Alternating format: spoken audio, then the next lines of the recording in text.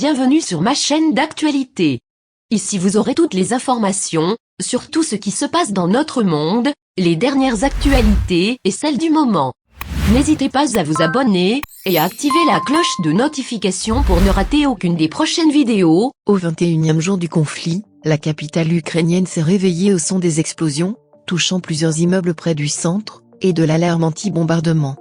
De nouveaux pourparlers entre l'Ukraine et la Russie sont prévus aujourd'hui tandis que le Premier ministre Jean Castex dévoilera le plan de résilience du gouvernement face aux conséquences de la guerre. Kiev sous les bombes.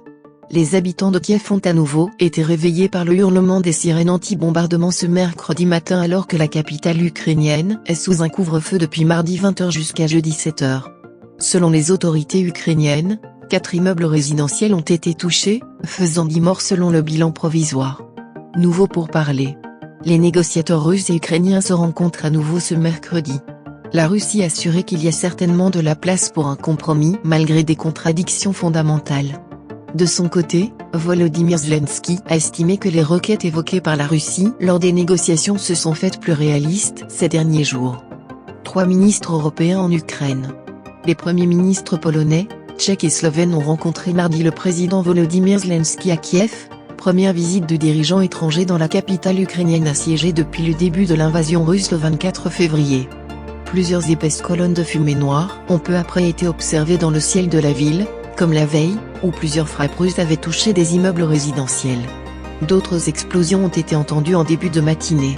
Aucun bilan ou précision n'était donné dans l'immédiat par les autorités locales, alors que la presse n'était pas autorisée à circuler dans la ville, sous tension, en raison du couvre-feu.